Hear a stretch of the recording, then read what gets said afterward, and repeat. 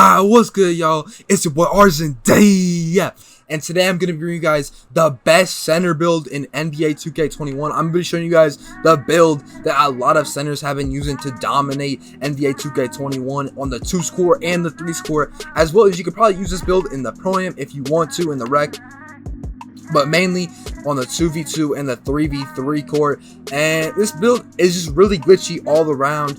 The only thing it can't do is shoot, but it's gonna dominate on the inside, it's gonna dominate on the boards and around the basket finishing.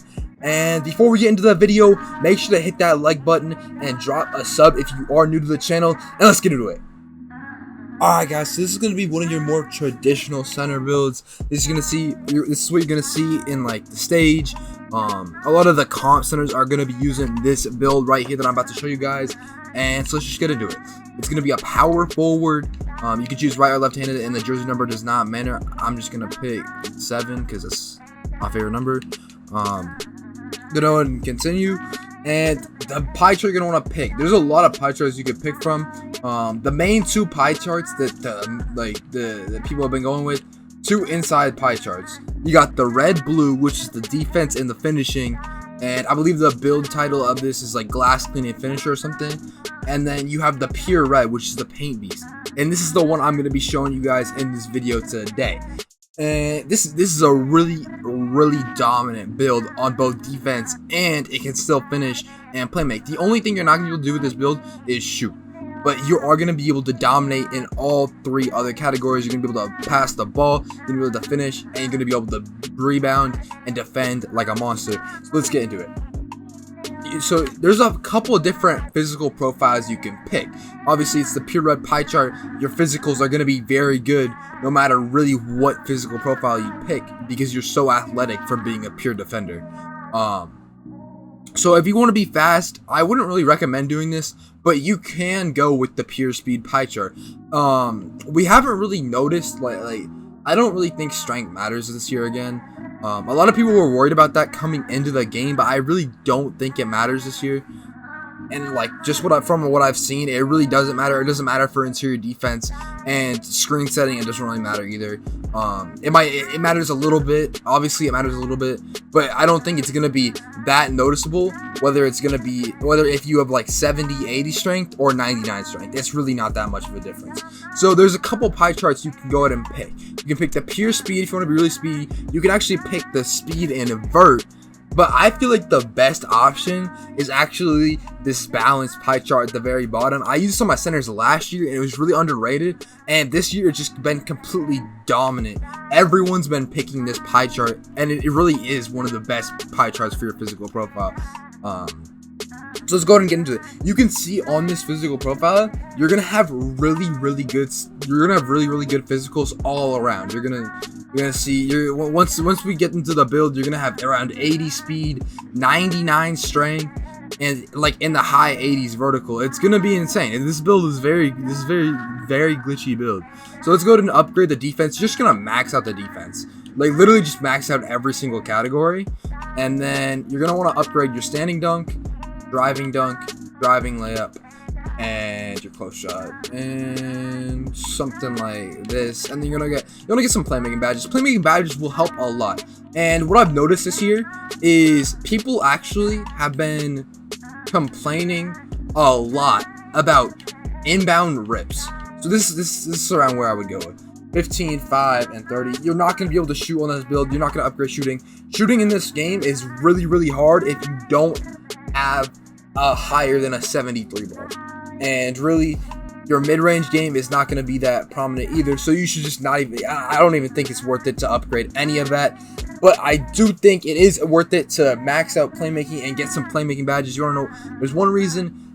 There's been one really big struggle that a lot of centers have been complaining about. I've seen it on Twitter a lot. Is that when you get a rebound, the steal success is extremely high, if you have a low ball control and no unpluckable. So with this right here, not only can you get gold quick first step by having playmaking badges, but you can also run like silver or unpluckable or bronze unpluckable, bronze bailout, and you can run all these different playmaking badges that are going to help you in different scenarios, and they're really just going to elevate the build to a whole nother level. Obviously, you have 30 defensive badges. That's plenty of defensive badges to absolutely just go crazy. Like, you could literally just go crazy. You could be running literally every single defensive badge on Hall of Fame, and that's really going to set this build apart from any other center build, is because you're just going to be so dominant in the paint. And now this build does have a lower ceiling. Obviously, if you have a shooting build, it's going to have a higher ceiling because obviously it's a lot harder to use. But if you could shoot on the court, it's just going to elevate and make it so much easier to score. On this build, you're going to have a really good point guard in order to score at a high level. Not so much in the beginning of the game, because the beginning of this game is literally just fades with the right stick. So if you could run this build with a play shot, that's literally the best thing you could do. I feel like once they patch, I feel like they're going to patch fades and stick very, very soon. So this build is still going to be dominant, but you're just going to have a better guard to run with. These fades are probably still going to be overpowered, and people are going to start to figure out the game and figure out how to use a play shot. This is definitely still one of the best builds, even after, no matter how many patches come out, this is going to be one of the best builds in the game still. Which is a good thing about the build. It's very resistant to game changes. Because it can do so much. Okay, so let's go ahead and hit continue, and let's go ahead. I'm gonna pick Burley just because you can't shoot. You want to be as big as possible, like literally as big as possible. So Burley, and there's two different heights you can go for this build. You can go 6'9", as well as you can go 6'8", and I honestly think 6'8" is the better height. And I'll give you guys a reason why. 6'9", you don't really gain anything. You don't get, I believe you don't get contacts off rip at 6'9" either. Which, I mean, it doesn't really matter if you're gonna grind the build 99. But there's one more reason. 6'8", look how much speed you gain. You gain 6 speed, 5 vertical, 6 acceleration. You don't lose any strength. And yes, you lose some block, offensive rebound, and defensive rebound, but you'll get that back when we put the weight and wingspan up, trust me. And then your lateral quickness, perimeter defense, and steal goes way up. You're going to be a lot faster, a lot more mobile on defense, and interior defense in this game, you might see 79. Oh, it's a pure red, bro. You're gonna be fine with a 79. Honestly, in this game, if you have a max wingspan, you're fine with literally a 60 interior defense. On my main build, I believe I only have like a 65 or 66 interior defense. That's not maxed out, but still, I can test the paint just fine. Like 7 3s, they can't really do shit against me. So you're gonna be fine at 6'8" with your max wingspan. You're gonna be pure defensive. You're gonna have 30 defensive badges. It's not gonna matter. I promise you, it does not matter being 6'8". You're gonna still be able to play amazing defense, still grab boards. Because look at your vertical. Your vertical is extremely high. You're gonna be able to jump over all these tall centers. So the weight, you're gonna want to go max weight. In my opinion, max weight is just the best way to go about this build. You're gonna have 99 strength, 80 speed, and 91 vertical when you max out the build. So when you get to 99, you'll get a +4, along with Gatorade will boost your physicals by +4. So you have 91 vert, 99 strength, and 80 speed, which is just amazing physicals on this build. And you can see when we max out the wingspan, 86 driving dunk, we do get contact dunks on this build, and obviously maxed out it'll be a 90. But the defense stats, when you max it out, just look at, like, you have 92 interior defense when you max it out.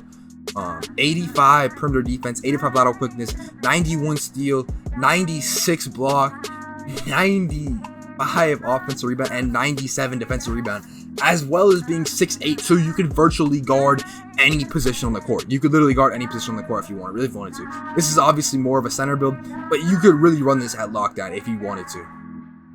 And obviously this build is just amazing on defense, and it's still a really good finisher. And like I said, you got those playmaking badges as well, which you can use in order to run unpluckable, so you don't get plucked on the rebounds. Because I've seen a lot of centers complaining about them getting ripped right after they get a board. So if you can run unpluckable, have your ball handle upgraded, that's definitely something you should do on a center. And so let's go to hit continue. And the takeover I would pick, it's actually going to be glass takeover. And the reason I would pick glass takeover is you're going to be able to, like, as soon as you get your takeover, you're never not getting a board. Like, your guard can literally just shoot up any shot, and you're getting the rebound every single time.